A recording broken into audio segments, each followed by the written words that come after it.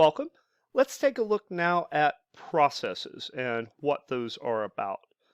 So this is going to be a fairly short video compared to some of the other ones. In a later video, we'll talk about how we deal with processes from a programmer's perspective, the different system calls and library functions for working with processes. But for now, what is a process? Um, so a process is an instance of a running program. Um, that might sound kind of simple and basic, but it really is one of the uh, most profound ideas in computer science and one of the fundamental things that allows modern operating systems to do what they do. So notice that a process isn't the same as a program. A program might be something like bash. That's the shell on Linux systems that takes the commands you type in and executes them. That is a program, but I might have many copies of bash running at the same time. For example, if I open up two terminal windows, each of them has a separate copy of bash. If I log in with SSH to the computer, I'm going to get another instance of bash running. And if I log in with SSH twice, that's two instances.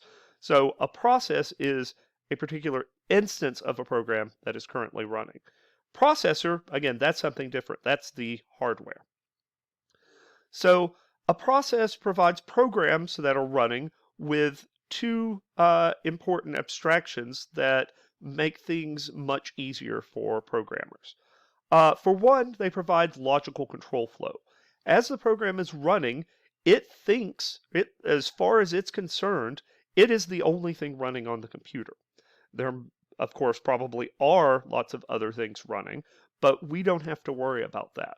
The uh, process that's running my shell, for example, doesn't have to uh, take a look at what other things are running and decide which one of those it needs to transfer control to give something else a chance to run and so on. The operating system can do that for us. And the operating system does that by a mechanism called context switching. Um, Processes also let us have private address space, which we saw about back in the virtual memory videos. Um, as far as the process is concerned, as far as the programmer is concerned, it looks like I have access to all of memory. I have this address space of 48 bits, for example, on x86-64, this virtual memory space. And um, as far as my program's concerned, that all belongs to me. Now, some of it I might not be able to access. It might not be mapped yet, or it might be something that I haven't requested to be mapped. But I don't, for example, see the memory that belongs to other programs, which is very important for security and also just for preventing programming errors or reducing the impact of programming errors. If I can't accidentally overwrite another process's memory, then that means if I do make a mistake in my program, the effects of that mistake are going to be limited to my program. So in both of these cases, this is, to be a little bit cynical about it, uh,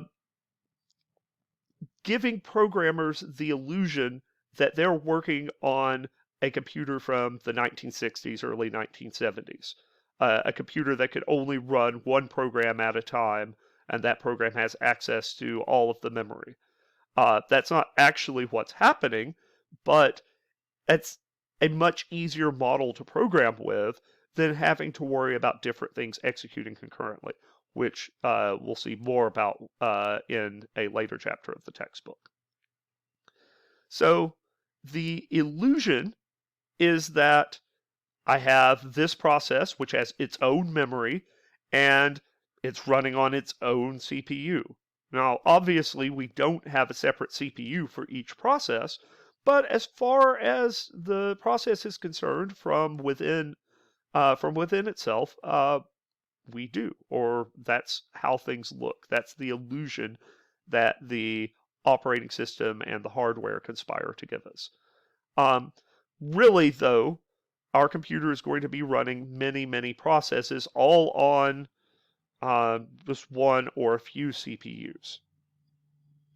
So as an example, if you go to any Unix machine, this could be your Mac if you open up a terminal, this could be your class virtual machine running Linux, you could run the program top, which shows the processes running on the system in an updating screen along with information about them, how much CPU each is using, how much memory each is using, the name of the command, something called the process ID, which we'll see more about in a later video. So on this particular example, the system has 123 processes currently running. This is just a single user Mac system, but 123 processes running, 5 of which are currently active. Active here meaning they're not waiting for the operating system to do something or waiting for the user to press a key and so on. They're actually wanting to execute more instructions. Now, if we only have one core, we, of course, can't execute all 5 of those at once. The CPU can execute one instruction at a time, or maybe parts of a sequence of instructions, one after the other, but certainly not one instruction from over here, along with another instruction from over here, and so on. So the reality, so again, this is the illusion. Our processes think they have access to the entire computer. The reality is the system's memory, we set up a page table, which you saw about in virtual memory, for each process so that that process only has access to certain parts of physical memory. And some of those pages may, in fact, not even be in physical memory. They might be stored on disk because they haven't been loaded into memory yet, or they've been swapped out to make room for another program. The CPU is going to be, with those page tables, while it's executing that program, when it refers to a particular memory address, it's going to get the correct virtual memory page for that process. So we might execute a few instructions or several instructions, maybe run for about 10 milliseconds or so. Then the operating system will take control. It gets one of those exceptions we talked about in the last video from the timer. Operating system takes control, and it needs to do something called a context switch. So to do a context switch, well, our CPU has registers, RAX, RBX, and so on, as well as other more specialized registers. And in this program, those registers might have had one particular value. In this other program, they probably had completely unrelated values. And we don't want the programs stomping all over each other's registers. So when we're about to transfer control to another process, the operating system will save those registers into a region of memory belonging to the process, actually belonging to the operating system on the process's behalf. Then schedule the next process, so change around the page table so that now virtual memory address 555.555.5000, instead of pointing to this or this program's code, this process's code, now points to this process's code. And then when that process starts to execute, or just before the operating system transfers control back to the process, it loads those saved registers from memory, and then goes back to wherever the process left off. How does it know where it left off? Well, one of these registers is the instruction pointer. So that's the reality, at least for a single core system. On modern processors, it's a little more complicated than that because we actually have multiple cores, essentially multiple CPUs on a single chip. So really, we could, if we have 2 cores, for example, we could be running 2 processes at the same time. One on the first core, one on the second core. But still, there are probably more than two processes on the system. So the operating system will need to be able to take over when that timer interrupt occurs, and maybe move this CPU to start executing a different process, and this one to a different process. And it's the job of the operating system, specifically the kernel, to decide which process is going to run on which core. Sometimes a process might move around from one core to another. Other times we might pin it to a particular core so it will only run on that core. There are advantages and disadvantages either way. So let's take a look at this diagram of concurrent processes running. So each process, like A here, is a logical control flow. We have one instruction after another, after another, after another, after another, after another. So these two black lines together are the logical control flow for process A. Process C, likewise, process B here. So we say that two processes are concurrent or run concurrently if those logical control flows overlap at times. So process A and process C, for example. Process C starts after process A starts, but before process A has ended. So there is overlap during this period of time from here down to here. Both processes are running, not necessarily at any particular point in time, if we only have one core, but process A hasn't finished yet and process C has begun. So we say A and C are concurrent. A and B likewise are concurrent. While process A is running, during part of that time, process B is running.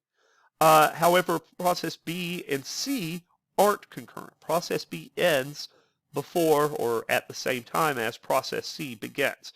So we say these two processes are sequential.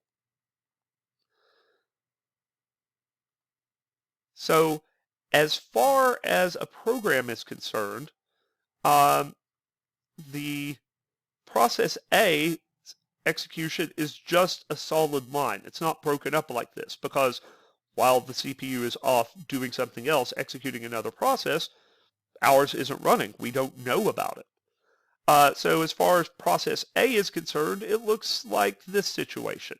Now, during part of that time, we might not actually be getting work done because the processor is running another process instead. But it looks from the processor's point of view as though there is overlap, although in reality, the processor is only doing one thing at a time.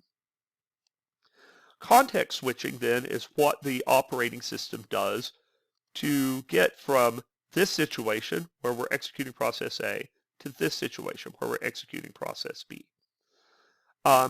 So a timer interrupt will come in periodically every 100 milliseconds. Interrupts process A, transfers control to the kernel because the timer interrupt is an exception. And then the kernel will do whatever it needs to do to figure out which process to run next. In this case, it chose process B, transfer control to process B by saving process A's registers, loading process B's registers, setting up the virtual memory table for process B, and so on. Then, once the kernel's finished with that, it transfers control to process B. Process B executes for a little while. Then, in this case, process B exits. The kernel will take control then. Exit is a system call. The kernel takes control, decides that it's going to run process A again next, and does whatever it needs to do to transfer control from process B to process A. So this period of time, in between process A running and process B running, while the kernel is busy making that change happen, is called a context switch. So I posted a link in Canvas under the exceptional control flow and processes module that has a lot of technical and historical details about how context switches work in Linux, and how they worked in the earliest versions of Linux as opposed to more recent versions. A context switch is actually a very complicated thing. It requires a lot of carefully written code within the kernel to handle. But from our process's point of view, it's as though nothing happened.